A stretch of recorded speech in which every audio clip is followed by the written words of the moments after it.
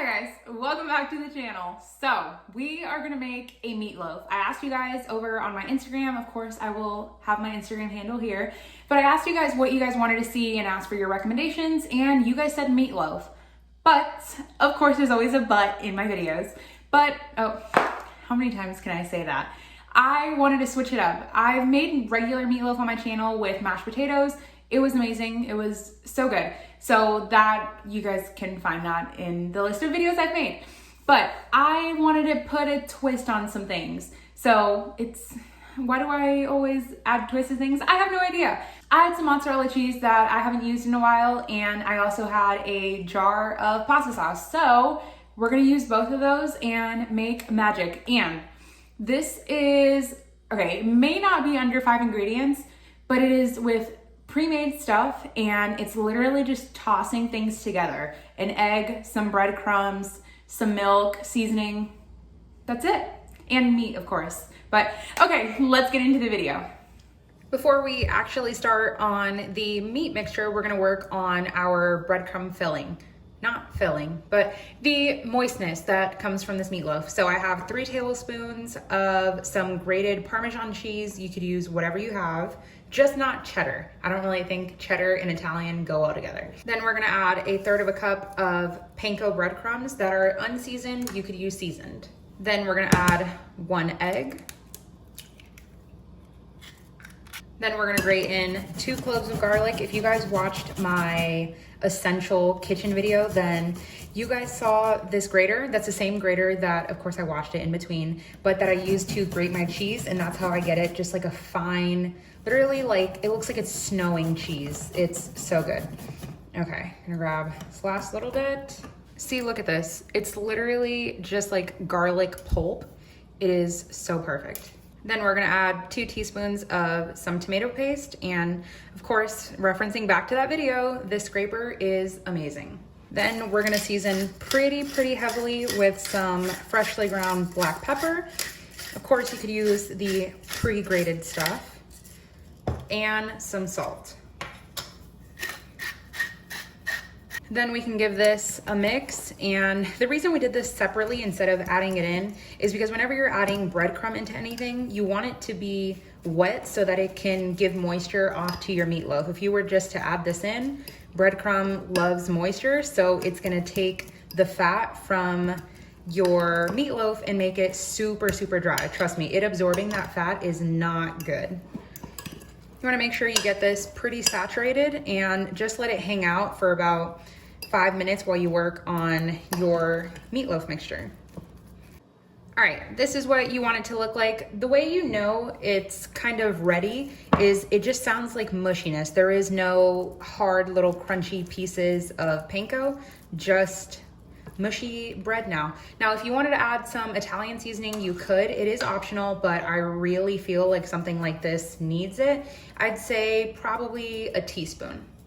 Now for actual meatloaf part, I have 1 pound of ground beef. You could use ground chicken, turkey, whatever you have, and our breadcrumb mixture. Now, if you were to just mix these straight ahead, you'd probably have to mix it super well to get everything to incorporate and not have pieces of meat and then pieces of breadcrumb mixture.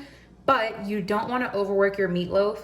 Or even if you were making meatballs, you could separate this and do like 4 giant meatballs and it would be still as good. So we're gonna work some of our meat into this mixture, and it's gonna look really ugly, but trust me, this will help incorporate everything so much better. Okay, we're gonna need some more meat here. I'd say about 1/4 pound of the meat. Just mix it all in together, because then the meat has already been emulsified with the breadcrumb mixture and you're not overworking the entire meatloaf mixture, just 1/4 of it. Okay, this is exactly what we're looking for. It almost looks like stuffing kind of, but like a super mushy stuffing, but this is exactly what you want. So now we can mix both of these together. Then we can start mixing all of this in. You might want to go in with your hands just to make it a little bit easier and so you can actually feel what everything is kind of doing here.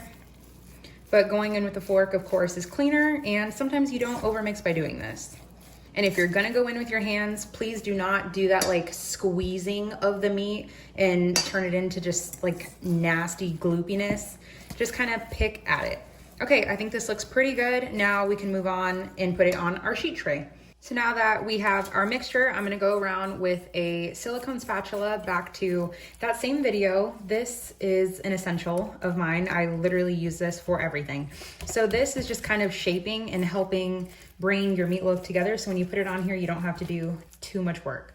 Okay, that looks pretty good. We'll always shape it and fix it in the end. For our tray, I have a sheet tray lined with some aluminum foil for 2 reasons. One, to help it just lift off easily, so when I want to rest the meatloaf so it doesn't just break and fall apart and get stuck to the pan.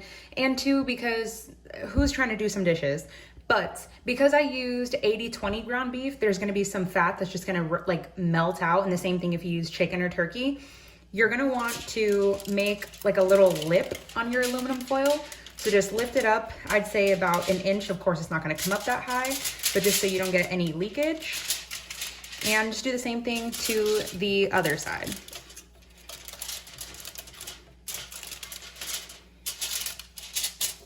And of course, if you have a loaf tray or a loaf little baking pan, you could always use that, but this is easy. Before we put our beef down, I'm just gonna put a little bit of oil. Even though there is fat in our ground beef, I just wanna be sure it's not gonna stick. So now we can slide out our loaf. Now we can work on shaping. A little trick I learned is wetting your hands with some water so that it doesn't stick. So now you don't want to pack it too tight, and it's really up to you what shape you want. I like to go with something that's kind of even, so not trying to make any, you know, cool designs. And just kind of press together certain spots where you feel like it might just fall apart. That was our oven going off. I preheated the oven to 350.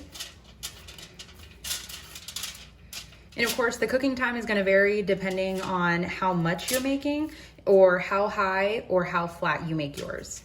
Okay, I went with an oval shape because this way everything is gonna cook nice and even and super flat. And of course, it's gonna shrink up on the sides, shrink up on the top.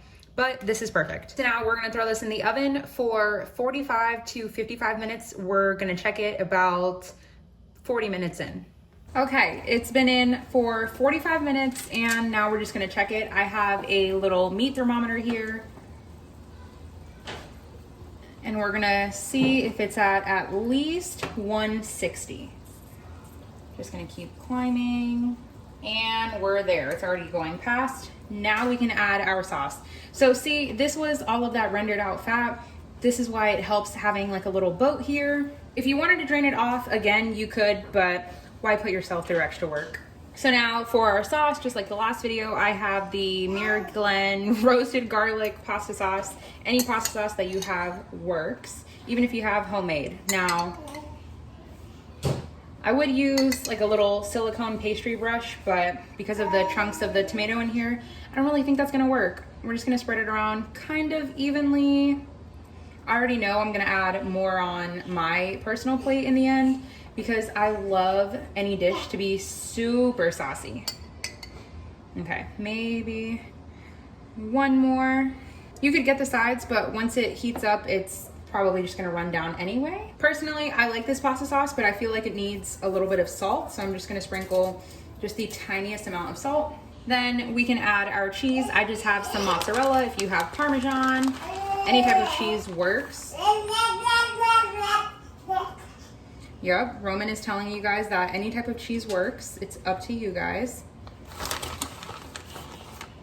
And now, if you guys don't have tomato paste too, when we added that into our meat mixture, you could always just use some of your pasta sauce that you have. We all know I like a lot of cheese. Okay, that should be good. Now we're gonna throw it in still at the same 350 for about 3 to 4 minutes, just until the cheese melts. Look at this meatloaf. Italian style. Melted mozzarella. Look at this. I have to show you guys this. Look at how perfect. This is one for Roman. He is obsessed with it. Look at that. All of that flavor, cheesiness. And of course, you want to let it rest for about 10 to 15 minutes just so it doesn't break apart. But look at that.